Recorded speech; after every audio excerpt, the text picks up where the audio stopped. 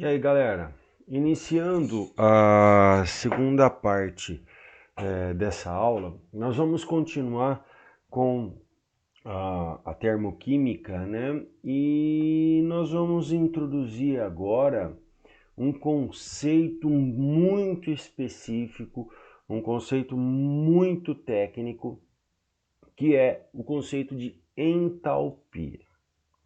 Na aula passada, eu disse para vocês que existem duas formas de energia, temperatura e calor. Duas formas de energia térmica, perdão. Duas formas de energia térmica, energia e calor. O calor é energia térmica em trânsito, de um corpo para outro, de um corpo para o ambiente, de um ambiente para outro. A temperatura mede a quantidade de energia que o corpo tem. Tanto é que a gente usa graus Celsius, a gente usa Kelvin, Fahrenheit e tudo mais, tá? Se faz necessário, nesse momento, nós introduzirmos um novo conceito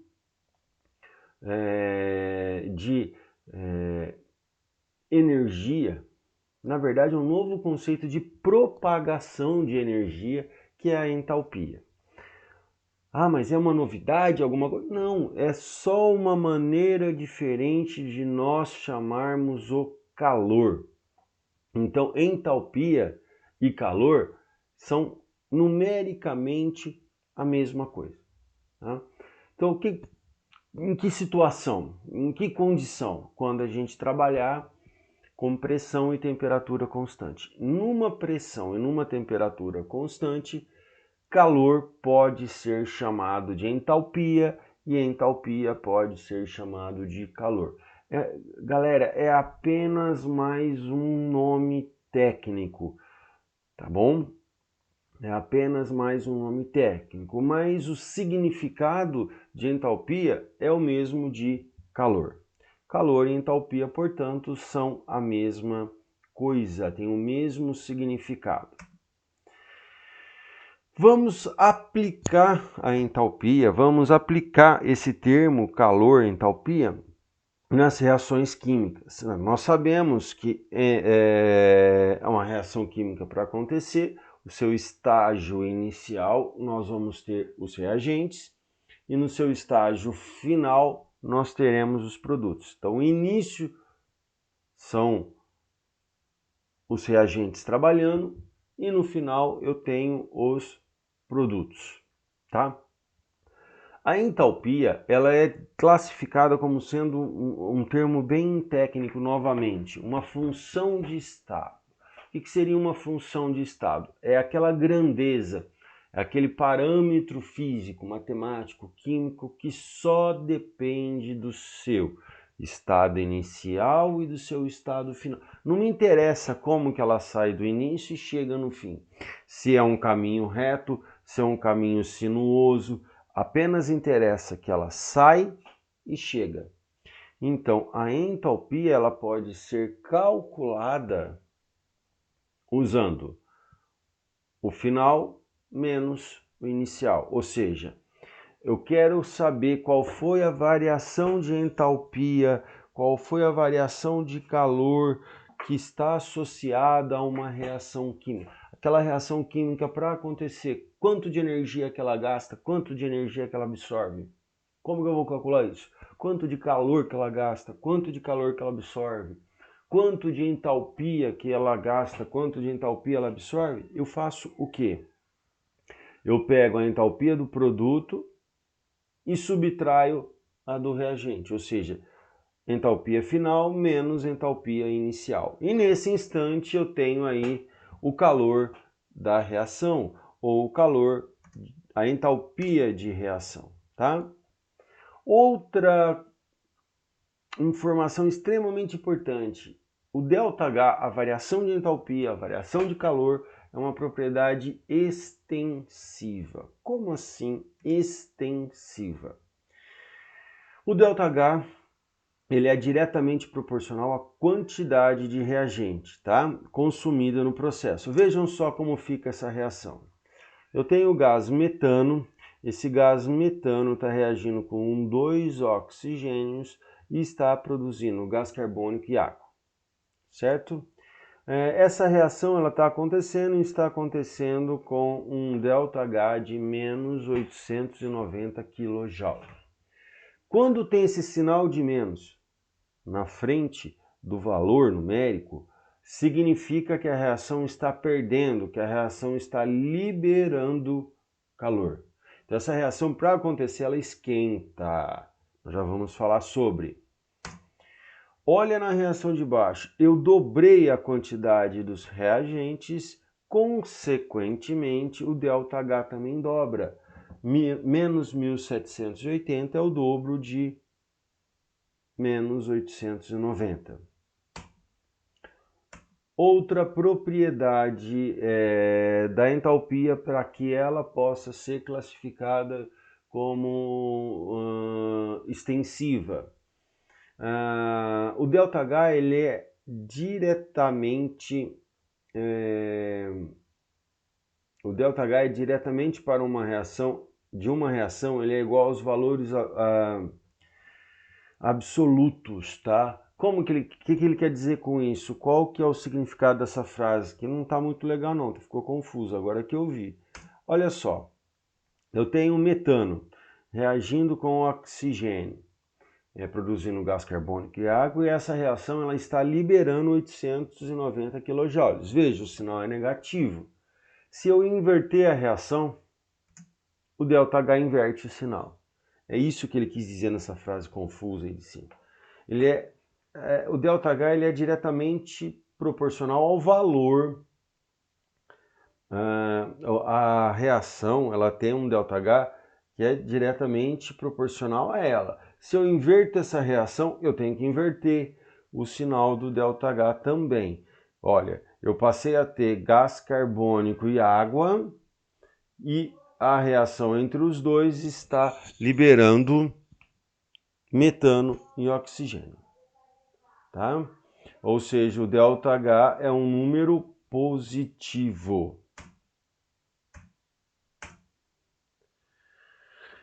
Outra situação que depende do ΔH é do estado físico dos seus participantes, tá? O valor desse ΔH vai ser diretamente proporcional ao valor do seu ΔH. Eu tenho ali gás metano e oxigênio, ambos estão gasosos, estão produzindo CO2 e água a água que está saindo dessa reação é uma água no estado líquido. Então, o ΔH ali é menos 890 kJ. Se eu pego a mesma reação, só que se vocês separarem que a água agora está na forma gasosa, modifica o valor do ΔH. Então, o ΔH depende do estado físico dos participantes. O ΔH depende do sentido da reação química e da quantidade de quem está participando também. Tem mais uma propriedade, que é o estado alotrópico. Apenas lembrando, o que é alotropia? Alotropia é aquela propriedade onde eu tenho um composto formado por um elemento químico, tá? Só que ele apresenta uma diferente organização atômica. Grafite, que é o carvão, e diamante são formados exclusivamente por carbono. Tá? Então você não vai fazer um churrasco de diamante, você vai queimar carbono ali, é chiquérrimo o teu churrasco, mas ambas as estruturas são formadas exclusivamente por átomos de carbono. O que diferencia uma da outra? O rearranjo atômico, o rearranjo molecular. Vejam só. Carbono grafite, quando você queima o carbono grafite, ele libera aproximadamente menos 393 kJ. Se eu queimar o diamante, ele vai liberar menos 395. Então, qual que é a diferença entre diamante e carvão? É a estrutura atômica, o arranjo estrutural. Mesma coisa, nós temos ali, ó, só para vocês lembrarem do que são os alótropos. Carbono, grafite, diamante, o enxofre rômbico e o monoclínico. O enxofre rômbico é aquele que tem o formato de um pozinho amarelo, o monoclínico é um cristalzinho. Você tem o fósforo vermelho e o fósforo branco, você tem o oxigênio e o ozônio. Essas são formas alotrópicas que nós conhecemos, tá? E a equação termoquímica. Equação termoquímica é a representação de uma reação química, só que a representação mais completa que existe, porque nós vamos falar o estado físico das substâncias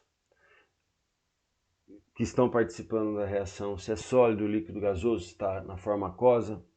Nós vamos falar os coeficientes que precedem cada substância química, ou seja, se a reação está balanceada. Nós vamos indicar qual a forma alotrópica e, no caso, qual a forma alotrópica que existia aí. Eu tenho carbono diamante, carbono grafite, tá? E também vamos colocar a variação de energia que está diretamente associada àquela substância. Aquela reação. Nós vamos ter aí o ΔH da reação. Se ele é positivo ou negativo, se está absorvendo ou se está liberando energia. Tudo isso a 25 graus Celsius e 1 atm. Esse talvez seja as condições que podem ser subentendidas. Se a reação não colocar 25 graus Celsius ou 1 atm, a gente subentende que esteja nessas condições, tá bom? E quando isso acontecer, eu tenho dois tipos de reações a serem estudados. A reação exotérmica e a reação endotérmica. Reparem nos valores dos sinais. ΔH negativo, reação exotérmica. ΔH positivo, que é a reação de baixo, uma reação endotérmica. Exotérmica, libera energia, libera calor, libera entalpia. Endotérmica, absorve energia, absorve calor, absorve entalpia, tá? É a diferença básica entre as duas. ΔH liberou, e toda vez que a reação libera energia, o ΔH é negativo, e essa reação é uma reação que esquenta carvão na churrasqueira. ΔH positivo, a reação absorve energia, a reação absorve calor, e toda vez que absorve, a reação esfria, a reação é fria. Um freezer, por exemplo, uma geladeira, tá? Outra maneira de representar reações exotérmicas e endotérmicas, e eu tenho notado uma incidência grande de exercícios desse tipo nos vestibulares. Se nós compararmos aqui a anterior, ele dá a reação química e coloca um ΔH. Então vejam, não tem nada aqui entre eles. Reação química, ΔH, e aí ele, na hora que ele vai colocar o valor, ele coloca o sinal de negativo ou positivo, tá? Para exotérmica negativo, para endotérmica positivo. Ou se eu posso escrever assim, uma reação exotérmica, o calor está no produto. Na reação endotérmica, o calor está nos reagentes. Quando o calor estiver lá no produto, tá? No produto, ele faz parte, ele foi incorporado à reação exotérmica. Quando o calor é escrito um valor em quilojoule, quilocaloria, é escrito lá nos reagentes, significa que para a reação acontecer, ela tem que absorver. Então, endotérmico. Como que eu calculo o ΔH?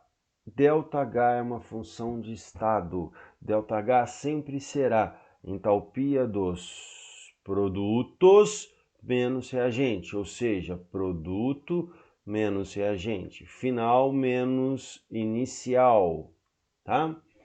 E chegamos às situações em que vamos envolver os gráficos, simplesmente com o objetivo de facilitar a nossa vida.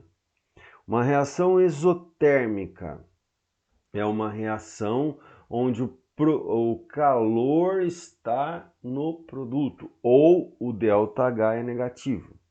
Nesse tipo de reação, a reagente, se ele está liberando calor, é porque o reagente tinha mais. Então, o patamar de energia dos reagentes é maior que o dos produtos. A reação, quando acontece, sai daqui calor. Então, se sai o calor do reagente, ele vai para fora, para o ambiente, para o recipiente onde a reação está acontecendo, está liberando calor. Ou seja, a quantidade de energia de reagente é maior que a dos produtos. O gráfico é escrito assim: reagente está num patamar maior que o de produtos. Enquanto que a endotérmica é o contrário. A reação, para acontecer, ela tem que absorver calor. E para absorver calor, significa que a quantidade de energia dos reagentes é menor que a dos produtos. Ou seja, eu saio de um nível mais baixo para um nível maior.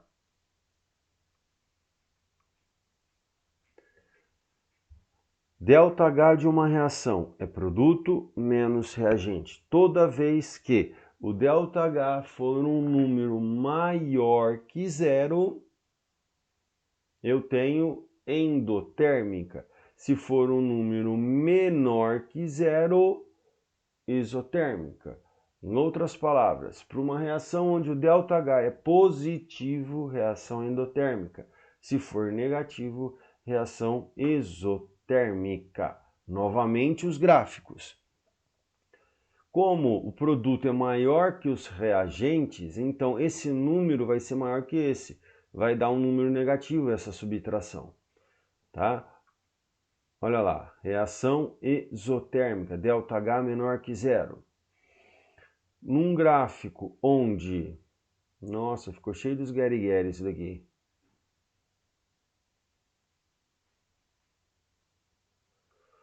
O produto tem uma quantidade de energia maior que a dos reagentes. Quando você faz produtos menos reagente, o ΔH vai ser um número positivo. Consequentemente, reação endotérmica. E podemos aplicar esses conceitos de absorve energia, libera energia e jogar dentro das mudanças de estado físico da matéria. Tá? Se nós colocarmos no sólido, no gelo, no líquido, a água mesmo, no estado gasoso, o vapor, toda vez que você for sair do gelo para o líquido, você vai fazer uma fusão. E do líquido para o gasoso, uma vaporização. Esse processo, sólido, líquido, gasoso, é um processo onde ocorre absorção de calor. Para derreter o gelo, ele tem que absorver calor e ficar líquido. Para o líquido evaporar, ele tem que absorver calor e ficar gasoso. Então, é um processo endotérmico.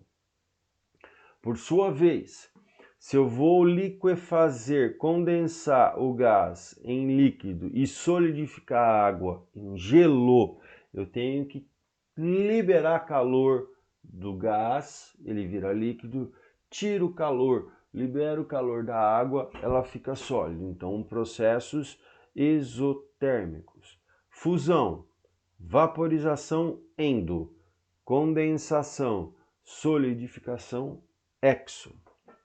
E eu tenho também a sublimação e a ressublimação, que são passagens diretas de sólido, gás, lembrem da naftalina, e gás sólido, sem entrar no estado líquido.